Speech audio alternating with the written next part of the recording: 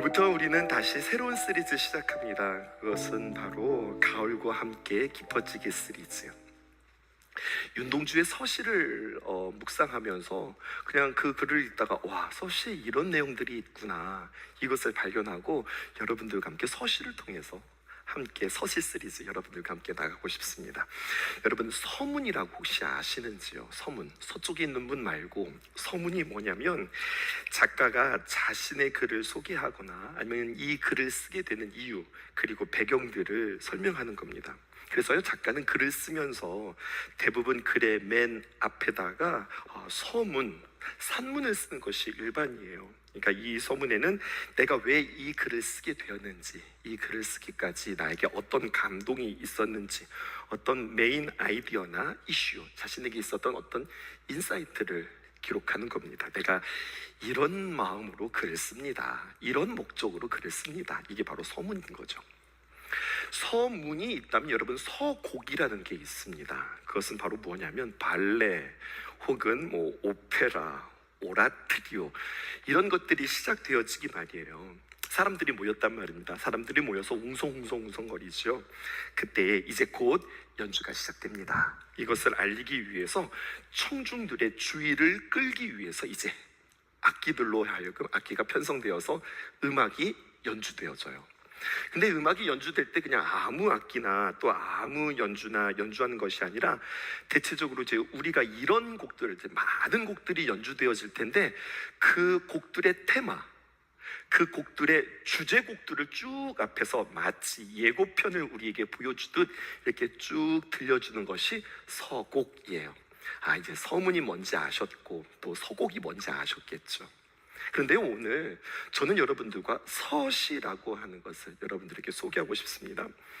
윤동주 시인이 시집을 하나 냈어요. 그 유명한 하늘과 바람과 별과 시라고 하는 그 시집을 기록하면서 맨 앞에다가 서문을 쓰는데, 윤동주 시인은 특이하게도 이 서문을 글을 쓰는 게 아니라 시로 씁니다. 그 유명한 것이 그래서 서시가 되어지는 거예요. 그래서 그 서시는 이렇게 되어집니다.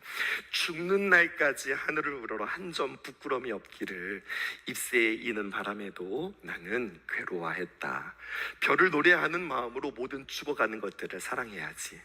그리고 나에게 주어진 길을 걸어가야 했다. 오늘 밤에도 별이 밤에 스치운다. 내가 이 시집을 이런 목적으로 썼습니다라고 쭉 설명하는 것이 아니라 이것을 그냥 시로 기록한 거예요. 그렇기 때문에 이 서시는요, 원래 제목이 없었습니다. 무제였답니다. 그런데 서로 쓴 이 시가 본문의 시보다 더 인기가 많은 거예요. 아주 이례적인 경우이죠.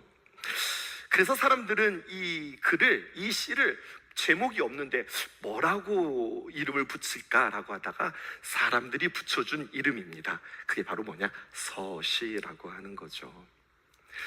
이 가을에 서시를 우연히 읽다가 깊어가는 가을에 잘 익은 인생의 태도, 인생의 깊은 맛을 내는 성품 5가지가 이 시에 담겨져 있는 것을 보게 되었어요. 그리고 그 삶을 실제로 살아갔던 성경의 인물들이 하나 둘씩 이렇게 매칭되어지기 시작했습니다. 그래서 여러분들에게 이번 5번을 통하여서 귀한 데이트를 여러분들과 함께 이루어 가려고 해요. 첫 번째, 죽는 날까지 하늘을 우러라 한 점 부끄러움이 없기를. 죽는 날까지 하늘을 우러보는 경외, 아브라함은 여러분들에게 소개할 거고요. 잎새에 이는 바람에도 나는 괴로워했다. 특별히 이는 바람에도 괴로운 민감함, 다윗을 여러분들과 함께 이야기할지도 모르겠습니다. 왜냐하면 다음 주에는 제가 설교하는 게 아니라 제가 이제 태국 선교 가고 우리 성스러운 목사님이 이 2번째를 바통을 이어서 설명하실 텐데요. 글쎄요, 그냥 이렇게만 띄워드리고 우리 성 목사님이 2번째를 어떻게 이어가실지 모르겠어요. 3번째 또 제가 이렇게 받을 겁니다. 별을 노래하는 마음으로 모든 죽어가는 것들을 사랑해야지. 죽어가는 것들에 대한 사랑의 태도, 바로 예수 그리스도가 생각이 났습니다. 그리고 4번째, 그리고 나에게 주어진 길을 걸어가야겠다. 주어진 길을 뚜벅뚜벅 걸어갔던 사명자 사도 바울을 여러분들과 함께 다시 한번 만나게 할 것이고요. 마지막, 오늘 밤에도 별이 바람에 스치옵니다. 바람에 스치는 초연한 삶을 여러분들과 함께 이야기할 것이고, 거기에 적합한 사람, 바로 사도 바울을 여러분들과 함께 이야기하고 싶습니다. 기대되시죠? 그래서 여러분, 우리는 이 다섯 명의 사람들을 만나면서 그런 사람들이 있구나, 이것으로 끝나는 것이 아니라 그들이 삶을 대했던 태도, 참 기뻤던, 멋졌던 그 삶의 아름다운 모습들을 여러분들 하나하나 닮아가며 그 성경의 귀한 위인들의 모습, 그 태도들이 저와 여러분들의 귀한 태도 되어지기를 주님의 이름으로 축복합니다. 아멘이시죠? 오늘 세 가지 이야기할게요. 첫 번째는요, 신앙 교육과 그리고 신앙의 신앙의 훈련을 여러분들과 이야기하려고 합니다. 아브라함의 생애에 있어서 가장 중심적인 사건이다 라고 이야기하면, 우리는 아브라함이 이삭을 바친 사건을 떠올리기 쉬운데, 성경 전체 맥락을 보게 되어지면 가장 중요한 대목은 창세기 15장, 우리가 만나는 오늘 본문입니다. 아브라함의 생애뿐만 아니라 신학적으로도 매우 중요한 본문이라 할 수 있겠어요.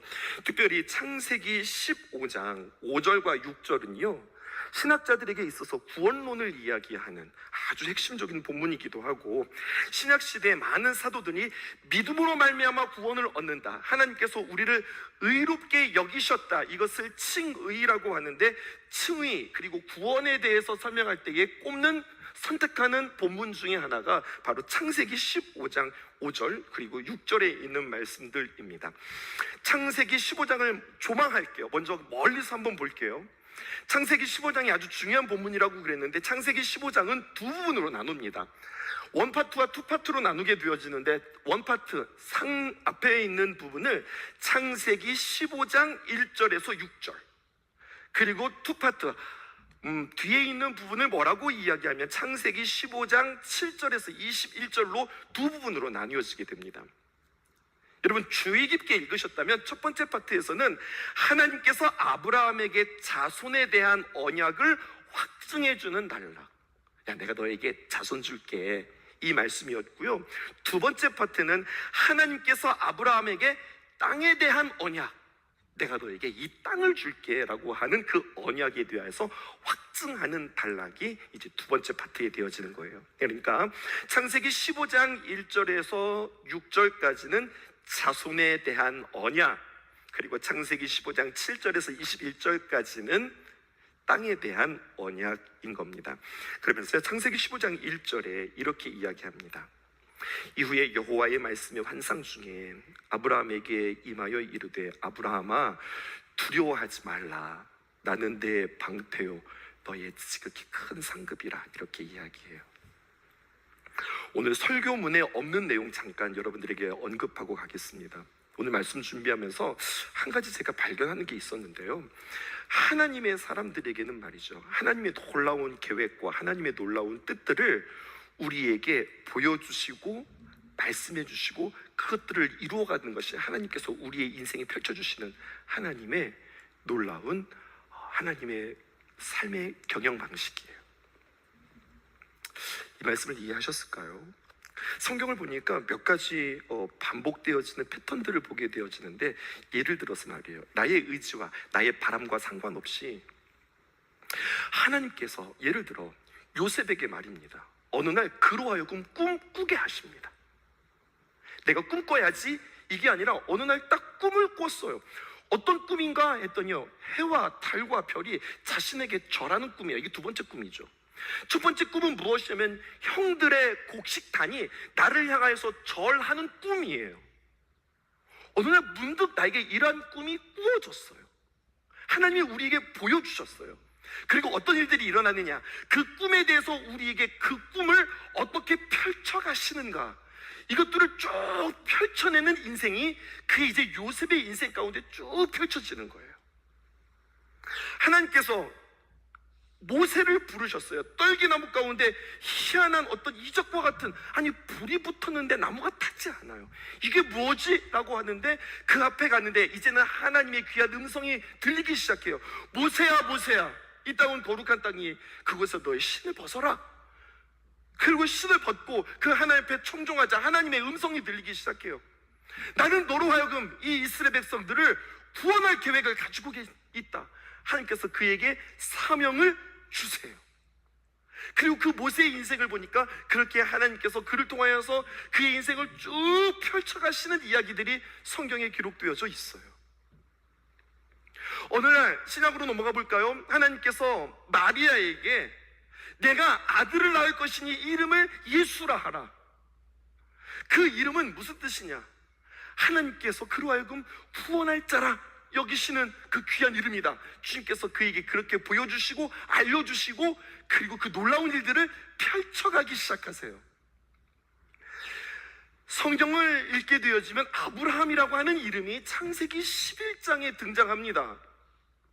그리고 하나님께서 그에게 본토 친척 아비 집을 떠나 내가 내게 지시하는 땅으로 가라 하나님께서 말씀하시고 창세기 12장에 이르러 내가 너로 하여금 복의 근원이 되리라 하나님께서 자신의 의지와 뜻과 상관없이 그에게 언약하셨어요. 말씀하셨어요. 그리고 그 일들을 이루어 가세요. 어떤 반복적인 패턴들이 보이세요? 하나님께서 미리 우리에게 꿈으로, 말씀으로, 때로는 어떤 환상으로, 때로는 우리에게 놀라운 일들로 우리에게 뭔가를 가슴 떨리게 하는 것들을 우리에게 보여주세요. 나의 의지와 상관없이 하나님께서 나를 부르세요. 나에게 은혜를 주세요. 그리고 그 앞에 선 나로 하여금 하나님께서 계속 그것들을 기억나게 하시고 생각나게 하시고 보게 하시면서 그 주신 말씀, 꿈, 놀라운 환상, 하나님의 귀한 비전이 나를 통해서 어떻게 펼쳐가시는지 이제 하나님의 귀한 역사가 우리에게 펼쳐지기 시작해요. 여러분들에게도요. 그렇게 하나님께서 나에게 보여주신 꿈, 하나님께서 나에게 보여주신 비전, 하나님께서 나에게 주신 말씀, 어느 날 나의 의지와는 상관없이 득달같이 나에게 주신 하나님의 귀한 놀라운 하나님의 계시, 그것이 있다면 오늘 주님 앞에서 다시 한번 거룩한 꿈이 있기를 주님의 이름으로 축복합니다. 주시고 그리고 그것을 완성하시는 하나님이라고 오늘 우리에게 말씀하세요. 특별히 우리 학생들, 청년들, 혹시 나에게 목사님 그런 거는 아직 저에게 없는 것 같아요 라고 여러분 혹시 나는 없는 것 같은데요, 묘연하다면 하나님 앞에 그런 것들을 구하실 수 있기를 원합니다. 하나님, 나로 하여금 하나님의 놀라운 그 기이한 일들을 보기 원합니다. 주님, 나에게 말씀을 주시기를 원합니다. 나에게 가슴 떨리는 놀라운 환상, 도대체 이게 뭐지? 라고 생각했는데 나의 인생의 끝자락에서 이렇게 뒤를 돌아보면 주님께서 나에게 그런 꿈을 주셨고 그런 만남을 주셨고 그런 귀한 감동을 주셨고 하나님께서 나를 그렇게 부르셨는데 나의 삶을 하나님께서 그렇게 경영하셨구나, 이것을 발견하는 기쁨, 이것이 저와 여러분들에게 있기를 주님의 이름으로 축복해요. 오늘 아브라함을 보니까 그 이야기가 있더라고요. 15장 1절입니다. 이후에 여호와의 말씀이 환상 중에 아브라함에게 임하여 이르되 아브라함아 두려워하지 말라, 나는 내 방패요 너희의 지극히 큰 상급이라. 여러분, 이것은 아브라함이 받았던 비전이 아니에요. 비전은 이미 창세기 12장에 받았고 그것으로 인해서 한번 띡하니 이야기하고서 끝나는 게 아니라 아브라함이 흔들릴 때, 아브라함이 마음이 무너질 때, 두려울 때, 그때마다 재차 하나님께서 그에게 보여주셨던 것들을 확인해 주시고 보여주시고 깨닫게 하시면서 그를 일으켜 세우는 부분이에요. 그런데 보세요, 하나님께서 그를 일으킬 때에 야, 내가 너로 하여금 내가 이런 꿈을 꿨잖아, 너 이런 사람이 될 거야, 하나님께서 내가 너한테 이런 사명을 맡겼어 라고 이야기하시기 이전에 항상 하나님은 너 이런 사람이야 라고 말씀하시기보다는 많은 경우, 아니 대다수다, 너를 붙들고 있는 나는 이런 존재야, 하나님이 누구신지를 가르쳐 주세요.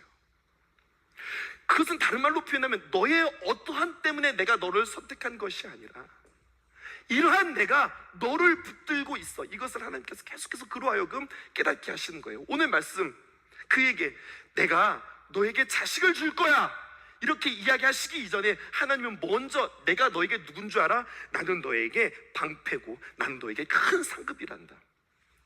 원파트와 투파트로 나누어진다고 그랬죠. 뒤에서 하나님께서 뭐를 약속해 주셨다고 그랬어요? 땅 주신다고 약속하셨죠. 땅 너한테 줄 거야 라고 이야기하기 전에 창세기 15장 7절에 하나님께서 이렇게 말씀하세요. 또 그를 이끌어 나는 이 땅을 내게 주어 소유를 삼게 하려고 너를 갈대아인의 우르에서 이끌어낸 여호와로다. 나는 여호와로다. 오늘 성경의 번역에 보면은 쭉 설명한 나는 여호와로다 라고 표현하지만 영어 성경에는요 맨 먼저 여호와라고 하는 말이 맨 먼저 나와 있어요. I am the Lord. 나는 너의 주 된다. 나는 너의 여호와다. 근데 그럼 내가 누구냐? 너에게 이 땅을 내게 주어 소유를 삼고 너를, 우리는 갈대아 우르라고 하죠. 갈대아는 민족의 이름이고 우르는 땅 이름이에요. 그래서 창세기 15장 7절에서는 갈대아인의 우르 이렇게 표현하는 겁니다.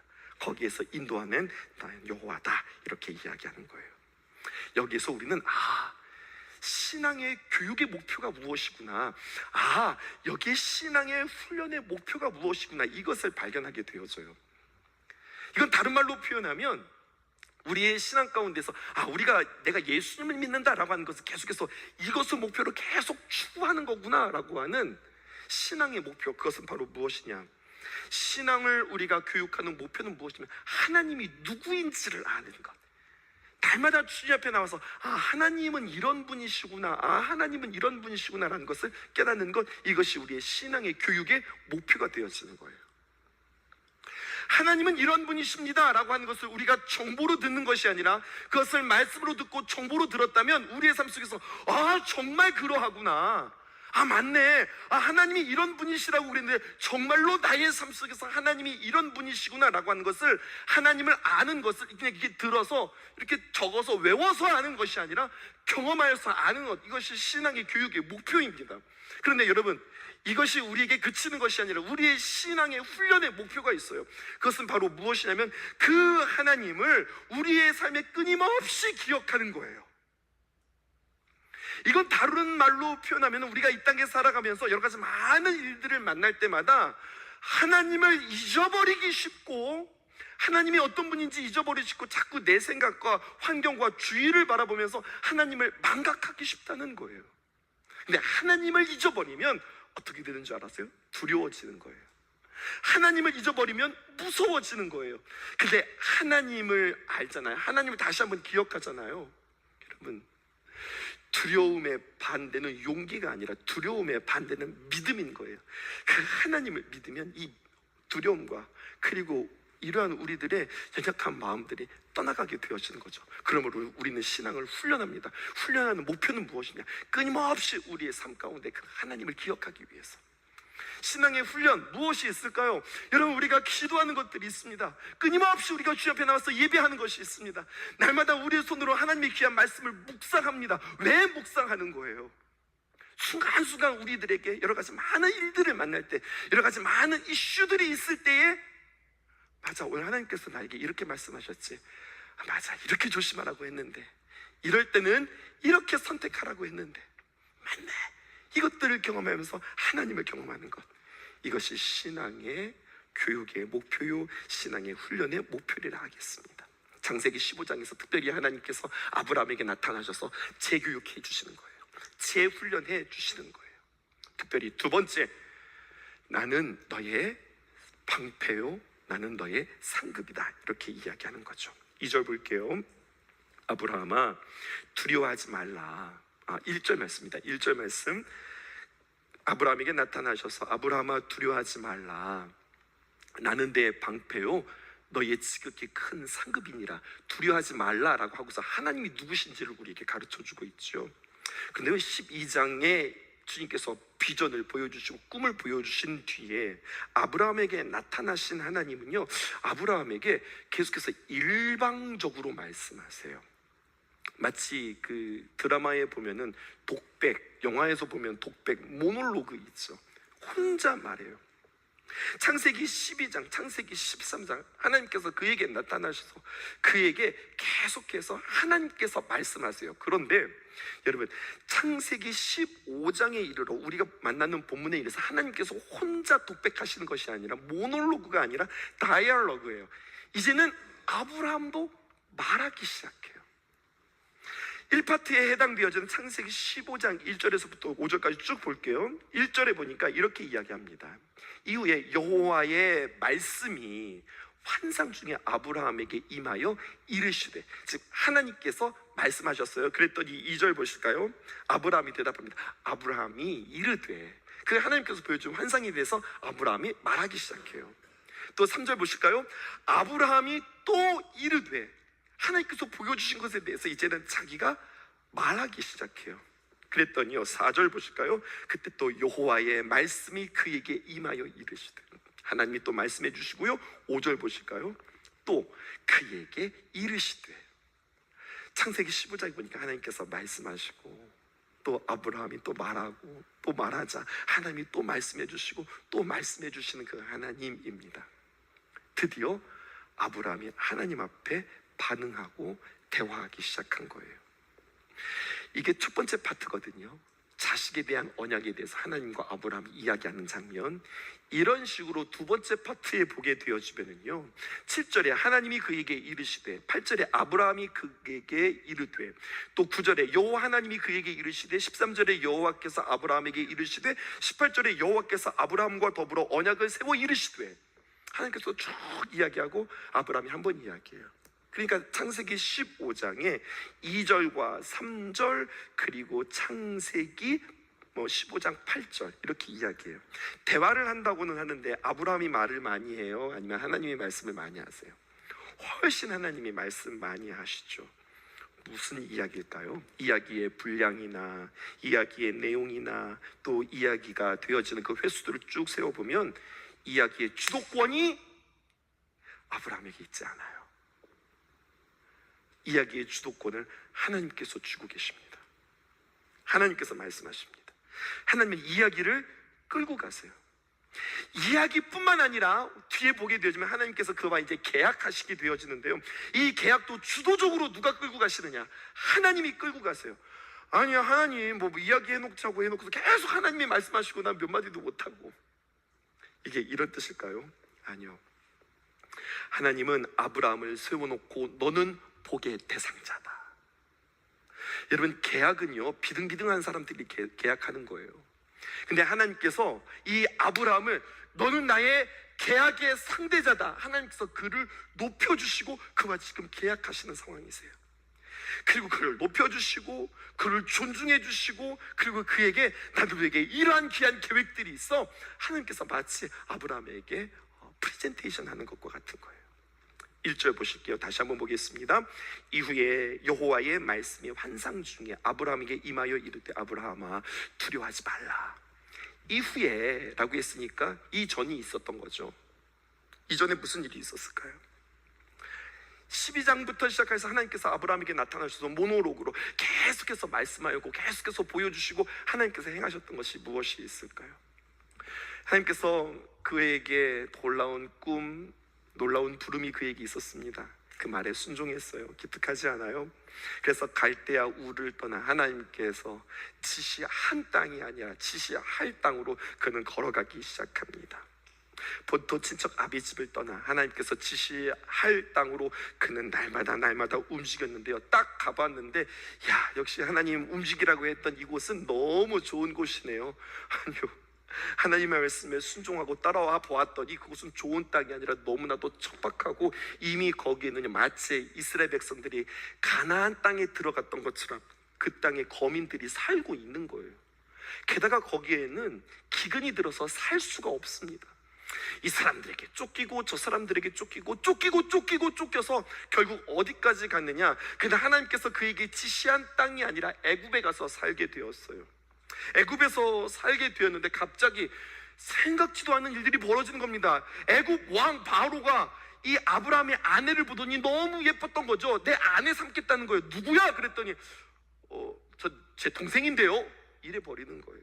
그러고서 그 아내를 빼앗겼던 일들이 있어요.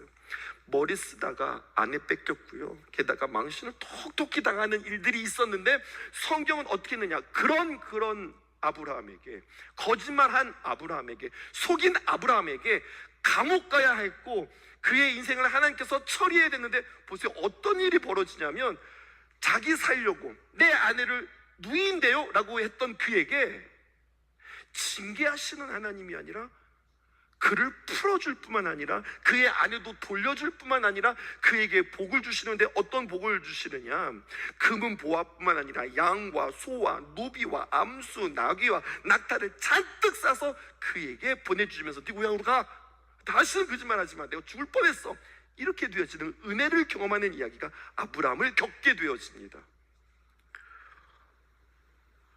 이게 일상적인 이야기는 아니잖아요. 죽을 뻔했는데 살아났단 말이에요. 그리고 그렇게 얻은 것들이 마치 그에게 종자씨와 같아서 그것으로 계속해서 그의 재산들은 늙혀지기 시작합니다. 자신과 함께 왔던 조카 롯과 함께 점점점 재산이 많아지고 커지고 부자가 되어지고 정신없이 살게 되어지는 와중에 종들끼리 싸움 난 거예요. 네 구역이다 내 구역이다 이야기하는 거죠. 내가 먼저 왔네, 네가 먼저 왔네. 싸우던 터에 아들과 같은 조카가 야, 안 되겠다, 너 이리 와라, 네가 우하면 내가 좋아하고 네가 좋아하면 내가 우하리라 라고 이야기했는데, 아들처럼 이야기했던, 그렇게 아들처럼 품었던 이 조카가 하는 얘기, 그래요? 삼촌? 그럼 전 저기요 하고 저기 하고 찍는 땅이 수돔과 고무라 땅을 찍는 거예요. 그러면 안 되죠. 또 한 번 사실은 서운합니다. 아들처럼 여겼던 그 조카 롯이 그 삼촌 때문에 그렇게 부자가 되었고 이제 살만 했으면, 이제 나이도 많으신데 삼촌 먼저, 내 아버지 같은 삼촌 먼저 선택하세요. 저는 젊은걸요, 저는 앞으로도 앞날이 창창한걸요, 그렇게 생각하고, 아니면 아니요, 제가 어떻게 떠나요, 제가 종들에게 단단히 혼을 낼게요, 저는 삼촌 떠나서 전 못 살아요, 이렇게 하면 좋을 것을 그에게 기회가 주어졌다고 냉큼 소돔과 고모라를 찍는데, 가만히 보니 이 롯의 눈에 볼 때 그 땅은 마치 에덴 동산과 같고 애굽 땅과 같았더라. 성경 그렇게 기록되어져 있잖아요. 그렇게 찍고 가는 거예요. 그때 또 아브라함의 마음에 서운했잖아요. 근데 하나님께서 그에게 다시 한번 약속해 주세요. 내 눈을 들어 동서남북을 쭉 살펴보라. 그리고 네가 보는 땅마다 내가 너에게 귀한 땅 줄게. 차지할 수 있도록 내가 너에게 도와줄게. 하나님께서 그를 다독다독 해주시는 이야기가 있는데, 아브라함 그때도 뭐라고 이야기 한마디도 하지 않아요. 그런데 어떤 일이 일어났느냐, 그렇게 갔던 그 놈이 말입니다. 그 놈이죠. 롯이 여러 왕들에 의하여서 죽을 고비를 만나게 되어집니다. 그때 이 아브라함의 마음에 그 롯을 사랑하는 마음으로 정말로 훈련되지도 않은 사람들이지만 군사 400명을 데려다가 그들을 점령했는데, 또 하나님의 귀한 은혜로 말미암아 그가 살고 또 조카 롯을 건져내는 이야기들이 있었어요. 그러니까 이 이야기를 보세요. 속상한 이야기도 있고 서운한 이야기도 있고 하나님의 은혜도 있고 하나님이 부어주시는 이야기도 있고 승리도 있고, 그의 인생이 지금 롤러코스터를 타듯이 올라갔다 내려갔다 올라갔다 내려갔다 하는 이 이야기는 누구의 이야기냐고요? 이거 누구의 이야기냐고요? 우리들의 이야기 아니겠어요? 그런데 그렇게 막 올라갔다 내려갔다 올라갔다 내려갔다 하면서 그는 무엇을 경험하느냐? 나와 함께 하시는 하나님, 마저 나에게 보여주셨고 나에게 약속해 주셨던 그 하나님이 있으니까 괜찮아, 걱정 없어, 두려워하지 않아도 돼 라고 하는 마음으로 그는 꿋꿋하게 살아가야 되는데, 걱정이 막 스며들기 시작한 거예요. 무슨 걱정이 그에게 있느냐? 이런 겁니다. 내가 어쩌다가 이겼지, 내가 어쩌다가 승리했지, 아니 저것들이 지금 잠깐 물러갔으나 다시 한번 저들이 합심해서 우리를 쳐들어오면 나는 다 털린다, 나는 죽게 되었다, 어떡하지? 걱정이 들기 시작하는 겁니다. 아니 하나님이 나에게 자식 준다고 그랬는데, 아니 자식은 없고 지금 내 앞에는 지금 무엇이 있는 거야? 그것이 걱정이 되어지는 겁니다. 말 멋있게 했거든요. 했던 건 말은 멋있게 했어요. 뭐라고 이야기했느냐? 전쟁에서, 좀 전에 전쟁에서 많은 전리품과 많은 승리가 있었거든요. 그때 아브라함이 다 안 챙겼다고요. 하나님께 11조를 드리고, 그리고 자신과 함께 있었던 사람들에게 다 나누어주고, 이러면 전쟁에서 이기면 땅 내 거거든요. 아니에요, 저 땅 필요 없어요 라고 쿨하게 멋있게 돌려줬는데, 당장 말은 멋있었으나 삶의 현장에서 딱 돌아와 보니 나는 당장 어디서 또 농사를 지을 것이며, 어디서 나는 또 목축업을 할 것이며, 어디서 나는 또 기반을 두고 살아야 될지 앞에서는 멋있게 이야기하고 뭐 은혜롭게 우와 믿음 좋네 라고 표현은 했지만, 당장 또 현실을 마주하고 보니 또 살 길이 막막한 거죠. 그러니까 그에게 계속해서 두려움이 엄습해 오는 겁니다. 그때 하나님이 다시 한번 찾아오시는 거예요. 왜 잘했는데, 그 마음 지키고 있었는데, 괜찮았는데 왜 두려워해? 내가 누구야? 라고 하면서 그에게 이야기하는 거죠. 두 가지 말씀해 주세요. 첫 번째, 방패야. 사람들의 권력과 보호를 받으려고, 물질의 보호를 받으려고 했는데, 아니, 사람들은 그렇게 방패 삼지만 나는 너의 방패야. 세상이 방패 아니다, 물질이 방패 아니다, 내가 너의 방패야. 아브라함에게 또다시 한번 확인해 주세요. 상급, 고대 사회에서는 정복자가 전쟁에 이긴 모든 전리품과 땅과 사람 다 내 거일 수 있는데, 그렇게 승리하면 소유가 많아지는데 아브라함 다 돌려줬잖아요. 그때 하나님께서 잘했어, 넌 잘한 거야, 내가 바로 너의 상급이야, 하나님께서 말씀해 주시는 거예요. 그런데 아브라함이 그렇죠 하나님, 이제까지 롤러코스터처럼 올라갔다 내려갔다 올라갔다 내려갔다, 그 가운데 하나님께서 부어주시는 은혜도 있었고, 이기게 하시는 승리도 있었고, 외로움도 있었고, 서운함도 있었고, 당황스러움도 있었지만 하나님 잘 챙겨주셔서, 맞죠, 하나님 나에게 상급이라 말씀해 주시니, 하나님 나에게 방패라 말씀해 주시니 감사해요, 이렇게 이야기할 줄 알았는데 아브라함이 좀 달라요. 마지막입니다. 한 점 부끄럽 없는 삶. 하나님의 말씀에 감격하여서 나의 방패와 상급되어 주신 하나님 감사해요 라고 이야기할 줄 알았는데 당황스러운 반응이에요. 시큰둥합니다. 아브라함이 이런 이야기를 하네요. 2절 볼까요? 아브라함이 이르되 주 여호와여, 무엇을 내게 주시려 하나이까? 몰라? 방금 얘기했잖아. 내가 나를 너에게 준다고 그랬잖아. 내가 너의 상급되고 내가 너의 방패 된다고 그랬잖아. 모르는 거 아니거든요. 근데 지금 아브라함은 이야기해요. 하나님 나에게 뭐 주시려고 그러세요? 나 준다고 그랬는데. 아니, 하나님 저한테 뭐 주시려고 그러세요? 나는 자식이 없사오니, 나의 상속자 자식이 없으니까 우리 집에 똘똘한 종 하나 있어요. 이놈 괜찮아요. 다메섹 사람 엘리에셀, 이거 제가 잘 키워보겠습니다. 그리고 저의 상속자로 삼겠습니다. 그렇게 이야기하는 거죠. 그 당시 중동사회에서 자식이 그들에게는 자랑이었죠. 장사의 순위 화살과 같아서 자식이 재산이고, 자식이 훗날 그들에게 보호처가 되어지거든요. 자식이 있어야 후대에 자신의 재산도 물려질 수 있고 대도 이어질 수 있고, 자식이 많아야 족장들과 또 다른 주변의 족장들과 결혼을 해서 그 유대 관계를 공교히 할 수 있어 그의 세력들을 이렇게 확장할 수 있었거든요. 근데 하나님께서 너에게 큰 자손과 땅을 주시겠다고 말만 믿고 갈대아인의 우르를 떠나서 하란으로 떠나서 여기까지 왔는데 그 세월이 15년, 많이 기다렸죠. 90세 가까운 노인이 되었는데 솔직히 얻은 땅도 없고, 솔직히 자식도 생기지도 않고, 솔직히 이제는 내가 자식을 만들 그런 힘도 없어 보이고, 사람이 두려움에 빠지면 하나님이 뭐라고 말씀해 주셔도 안 들리고 어떤 위로도 그에게 찾아오지 않는 거예요. 그래서 아브라함이 3절에 뭐라고 이야기하느냐? 아브라함이 이르되 주께서 내게 씨를 주지 아니하셨사오니 여기 말 좀 보세요. 하나님 나에게 주님께서 씨를 안 주셨으니까 지금 원망이 누구에게 있는 거예요? 하나님께 있는 거죠. 그냥 제 집에서 키운 놈, 저 엘리에셀, 저것이 나의 상속자가 될 것입니다. 저거 바라보고서 그냥 제 인생 살렵니다 라고 이야기하는 거예요. 그 말에 뭐가 있어요? 지금 뼈가 있는 거죠. 그때 아브라함에게 하나님이 다시 한번 말씀하세요. 자, 이 대목이 가장 오늘 중요한 대목입니다. 4절 보실까요? 여호와의 말씀이 그에게 임하여 이르시되 그 사람이 내 상속자가 아니다. 네 몸에서 날 자가 내 상속자가 되리라. 하나님께서 또 말도 안 되는 이야기들을 해주세요. 그리고요 그러고만 있지 말고 툴툴거리지 말고 나와봐 라고 그를 장막에서 끄집어내십니다. 그리고 5절 말씀 우리 함께 읽어보실까요? 시작. 시되 하늘을 우러러 무뼈를 셀 수 있나 보라.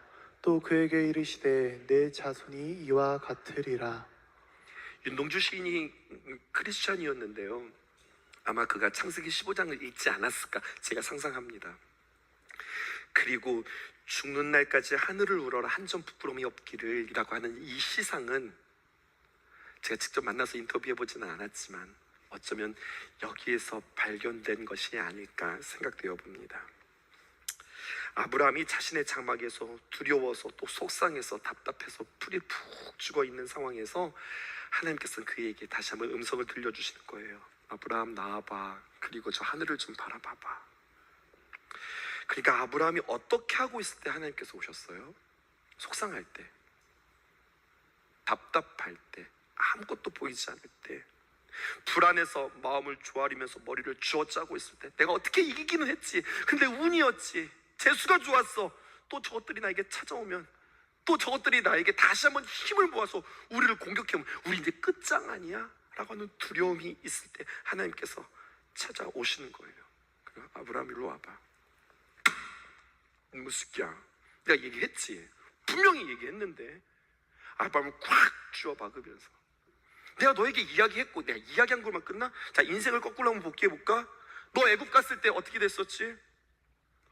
너가 지금 갈대 우르에서 나올 때 네가 뭐 가지고 나왔었지? 근데 너는 지금 뭐 가지고 있지? 네가 지금 이제까지 살아가면서 네가 굶은 적이 있었을까? 네가 벗고 살았을까? 내가 잠잘 곳이 없었을까? 그때마다 내가 너에게 어떻게 도와줬지? 기억 못하니 지금? 너가 지금 살아온 그 세월 동안에 네가 혈혈단신 너 혼자 살았다고 생각해? 하나님께서 그에게 하나하나 우리 한번 따져볼까? 이야기하기 이전에 하나님께서 뭐라고 이야기하느냐, 이렇게 이야기하는 거예요. 눈을 들어서 하늘 봐라. 그런 거 보면 우리 하나님 참 로맨틱하시죠. 하늘 좀 봐봐. 그리고 하늘의 별이 보이죠. 뭐라고 이야기냐, 네 자손이 저 하늘의 별들보다 더 많게 할 것이야. 하나님께서 그에게 약속하시는 거예요. 아브라함은 하나님 아들 하나만 있어도 좋겠어요 라고 하나님 앞에 요구하지만 인생 그렇게 타협하지 말라는 거예요. 현실의 어려움 속에서 타협하면서 그냥 한탄하면서 그냥 있는 것 가운데, 있는 거 보니까 엘리에셀 정도 있으니까 그냥 저거 품고서 살아볼까요? 그렇게 이야기하면서 자족하면서 살아가는 것, 어쩌면 그것은 사탄의 속임수입니다. 하나님이 뭐라고 너에게 이야기했지? 하나님의 꿈, 하나님께서 그에게 보여주셨던 것은 스케일이 다른 거예요. 하늘의 별을 바라보면서 내가 너에게 그렇게 해주겠어 이야기해 주는 거예요. 이제 적용하고서 마칠게요. 여러분, 우리가 하나님 앞에 기도 제목 가지고 나아갑니다. 하나님, 제게 이게 필요합니다. 하나님, 내가 이 문제가 풀어졌으면 좋겠습니다.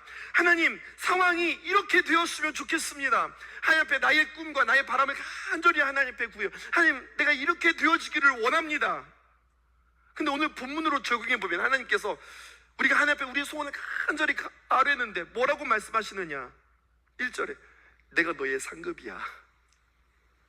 내가 너의 인생의 방패가 되어줄게. 7절에 야, 내가 여호와야. 하나님이 우리에게 이렇게 이야기해 주신다고요. 화나는 거예요. 화가 나는 거예요. 아니요, 제 말을 이해하지 못하신 것 같은데 지금 내가 하나님이 필요한 게 아니라 하나님, 내가 지금 이 땅에서 살아가면서 이게 풀어줬으면 좋겠다니까요. 이게 해결되었으면 좋겠다는 거예요. 하나님, 하나님이 필요한 게 아니라 하나님, 난 이게 필요하다고요. 우리가 하나님 앞에, 하나님 잘 못 알아들으시나 봐. 하나님 앞에 원망할 수 있어요. 아니면 두 번째 이럴 수 있어요. 당황할 수 있어요. 이 사람 그래도 좀 신앙생활 한 사람이라 할 수 있겠어요. 하나님 그래도 교제 조금 해본 사람이에요. 하나님, 아니 제가 뭔데 저에게 하나님을 주신다고 그래요. 저는 제가 하나님을 상급으로 받을 수 있는 사람 아닙니다. 하나님을 제가 어떻게 봐요? 그건 아닌 것 같고요. 아니, 그냥 이것만 좀 해결해 주세요. 하나님, 이걸만 좀 해결해 주세요라고 함께 이야기할 수 있는 우리들의 모습 아닐까요? 근데 하나님 우리에게 말씀하는 거예요. 내가 너의 상급이다, 내가 너의 방패다, 내가 너의 여호와다. 하나님이 우리에게 이렇게 이야기하세요. 우리의 인생에 하나님을 우리가 알고 그 하나님을 얼마나 갈망하는지 다시 한번 도전하는 귀한 시간입니다. 우리는 이렇게 그 하나님을 알고 그 하나님을 우러러보며 하나님을 경외하며 하나님을 향해서 목말라 살아가는지, 하나님이 오늘 이 말씀을 통해서 정말로 간절하게 이토록 우리에게 주고 싶으신 하나님의 마음이 있으세요. 그건 뭐냐? 내가 나를 너에게 주고 싶어. 이게 하나님의 마음이에요. 하나님은 결심하셨어요. 무엇을 결심하셨느냐? 하나님 자신을 우리에게 주시려고 결심하셨어요. 성경을 보니까 예언서를 통해서 하나님은 우리를 어떤 관계로 이야기하냐? 자꾸 결혼 관계를 이야기하세요. 예언의 이야기들을 보게 되었지만 하나님은 그의 백성과 결혼하기를 원하셨어요. 하나님은 그의 백성과 완전한 관계 가운데 들어가기를 원하세요. 근데 우리는 하나님 그런 거는 싫고요, 하나님과 나 사이에 하나님 선 넘지 마시고요, 이렇게 이야기하는 거예요. 오늘 내가 먹고 살면서 내가 필요한 거 이거를 좀 주시라고요. 하나님과 나는 그런 관계를 맺기를 원하는 거예요. 하나님은 하나님과 나 사이가 신랑과 신부의 관계, 목자와 양과의 관계, 포도나무와 가지와의 관계, 이러한 관계들로 하나님께서 우리를 참 친밀하게 난 네 거야 라고 우리에게 마음껏 주시기를 원하는데, 우리는 자꾸만 하나님 앞에 원하는 것은 마치 주인과 종과의 관계, 내가 애써서 이 정도 했으니까 하나님 이 정도 저한테 주시는 거고요, 마치 고용주와 알바의 관계처럼 제 시급 이 정도는 챙겨주셔야죠, 제가 한 만큼은 하나님 내가 이렇게 했으니 하나님 저에게 이렇게 주셔야죠. 마치 거래 관계요, 고용주와 그리고 거기에서 알바를 하는 그런 우리들의 모습은 아닌가요? 하나님 그게 아니라 하나님은 우리로 하여금 하나님의 귀한 자녀로서 그 하늘의 풍성한 것들을 우리에게 누릴 수 있는 귀한 자녀로 주님께서 우리를 부르셨다고 말씀하는 거예요. 하나님은 자기 자신을 주시겠다고 그렇게 우리에게 찾아오셔서, 그렇게 나중에 보게 되면 하나님께서 계약까지 하세요. 내가 너를 줄 거야 라고 계약까지 하세요. 목숨까지 계약하세요. 그리고 하나님께서 우리에게 말씀해 주신 것들에 대해서 의심이 생기고 잘 몰라. 오늘 저는 이 말씀을 이렇게 드렸어요. 내가 너를 책임진다고 내가 도장 찍었는데 무슨 도장이 있어요? 자, 하늘을 봐봐. 내가 너를 사랑한다고, 내가 너를 책임진다고 내가 저렇게 도장을 찍어놨어.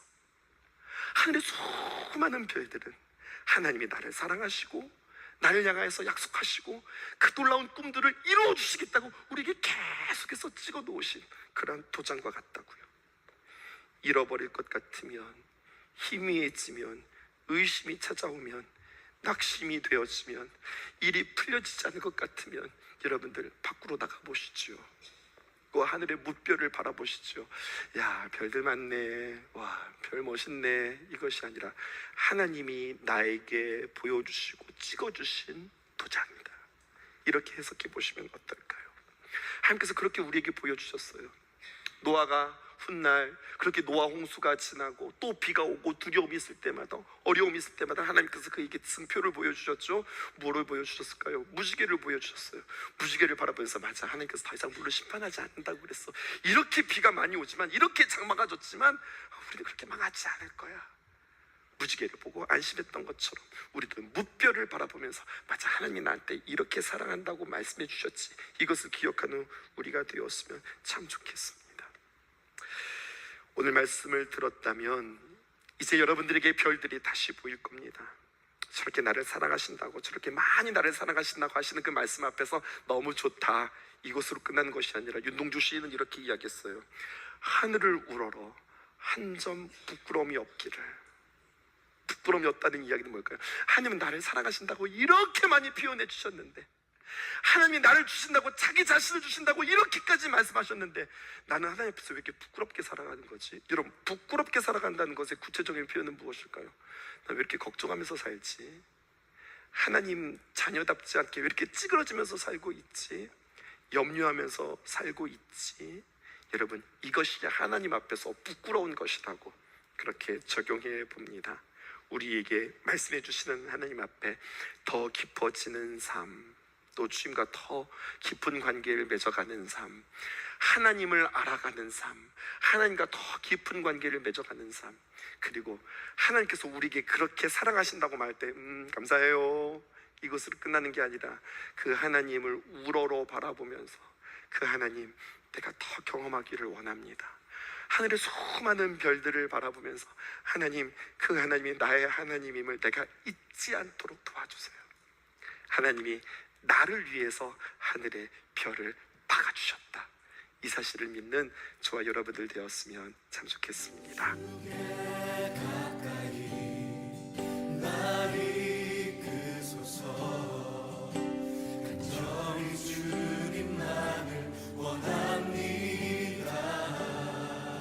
채워주소서 주의 사랑을 진정한 찬양 드릴 수 있도록 주께 가까이 날 이끄소서. 간절히 주님만을 원합니다. 채워주소서 주의 사랑을 진정한 찬양 드릴 수 있도록 목마른 나의 영혼 주를 부르니 나의 맘만 채워주소서.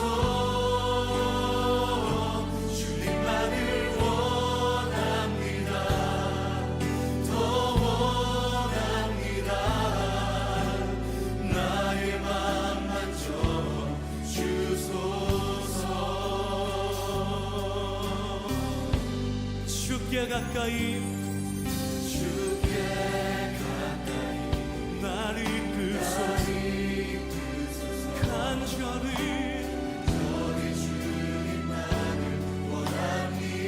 예수님 채워주옵소서. 주의 사랑을 진정한 목마른 나의 영혼 주를 부르니 나의 맘만 주소서. 주님만을